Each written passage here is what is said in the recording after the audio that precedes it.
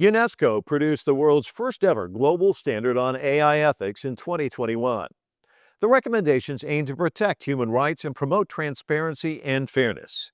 What does ethical AI look like? I speak to Susan Aaronson, Director of the Digital Trade and Data Governance Hub at George Washington University.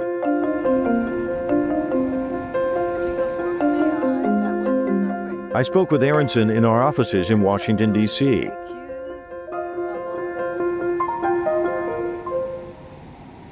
My interest has always been, how do institutions change over time as technology changes? I wrote about 5 books on trade and mainly taught trade, but I saw that the most traded thing was data. And I believe data is a key aspect of governance today because all data is mixed with personal data. Your data, my data. Sometimes it's just your data, right, when you go for a credit review. And sometimes it's mixed with your neighborhood data to see, like, if you live in zip code 22205, how does that zip code vote? I realized that data, how we govern data, no one knows how to do it. But yet data was the key component of, forgive me for being redundant, data-driven technologies like artificial intelligence, virtual reality, neurotransplants. These technologies are astronomical. They're both wonderful and horrible. At the Summit of the Future, UN member states endorsed the Pact for the Future, an agreement that sets out shared principles for AI governance, emphasizing ethical data practices, misinformation safeguards, and equitable access to digital infrastructure. It represents a broad political commitment to make AI governance internationally coordinated.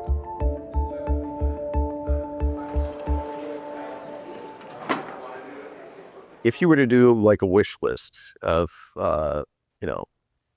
policies to regulate or govern, that all of the countries could come together and say, okay, we all agree to this, what might they be? We need a better understanding of the data being held. And then also how it is used and how it is protected. I just cite as example, like Google has so much information on us. And through our browsing history on. And my gut is they don't share it. But if it ever got hacked, if it was ever hackable, oh my God, what a scandal that would be. So transparency, I think, is an important tool of governance that people have forgotten about. But how do you get people to care when they're struggling to pay their mortgage or to feed their children or whatever? It's hard. But I do think that trust is the key to governance. And participation and understanding are key to trust. So I think AI firms have quite a responsibility to educate people about, to the extent that they can, about these black boxes. That's another thing. The Finnish and Swedish government have prepared free AI training for their citizens because they understand that AI is going to influence how they provide services, how they govern, and how their citizens will trust them. Technology must reduce inequalities, not reproduce them, or pit people against each other. AI will affect all of humankind, so we need a universal approach to deal with it. The UN Secretary General convened a high-level advisory body of 39 experts. Their report, Governing AI for Humanity, outlined key functions such as risk monitoring, establishing global safety standards, and creating an international scientific panel on AI. This work is laying the foundation for a coordinated global governance framework. But I don't age like humans do. I am Ada. I draw and paint using cameras in my eyes, my AI algorithms, and my robotic arm. We look at these institutions. You brought up World Trade Organization. A lot of people look to the UN, and it feels like whenever they are like, oh, we should all do this, it doesn't have any teeth. So how do you come up with something where there's an actual kind of governing structure over AI, and how important is that?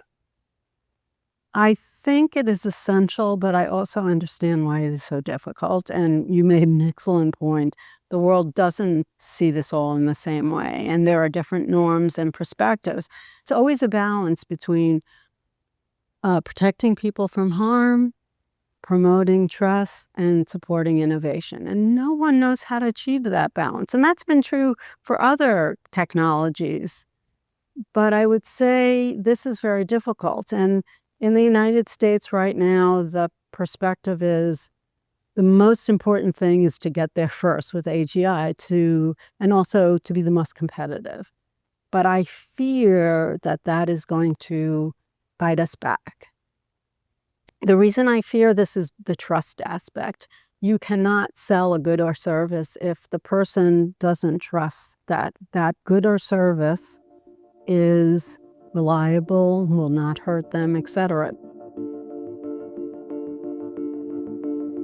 In May of 2025, UN member states met to address the risks of AI-driven autonomous weapons. The Secretary General has urged a binding agreement by 2026, making this the most significant multilateral effort to limit military uses of AI despite slow progress.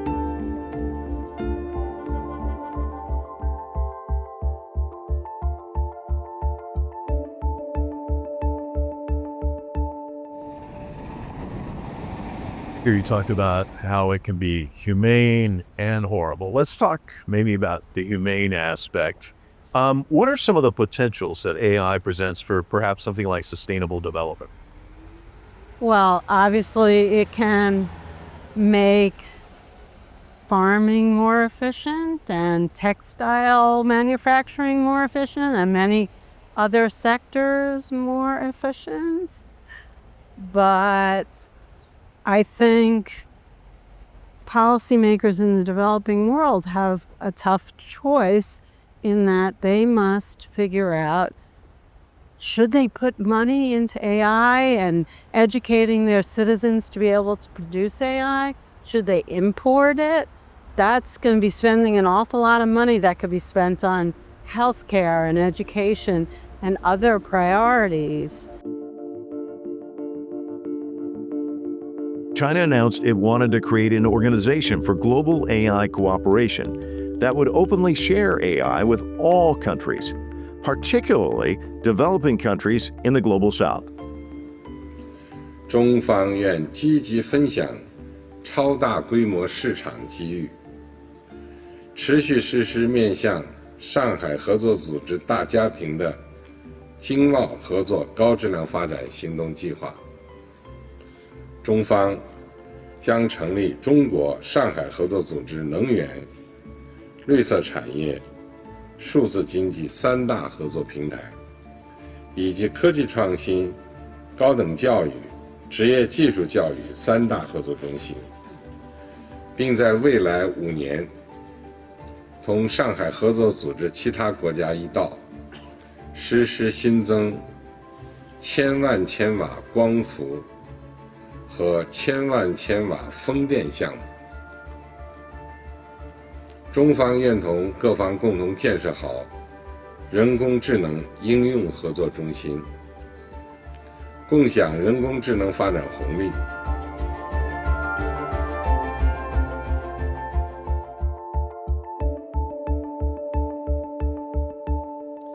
Can you talk a little bit more about China and the country's willingness to work with other countries when it comes to AI, and where are you seeing those kind of overtures? Well, I think China has been interestingly internationalist in its perspective on AI.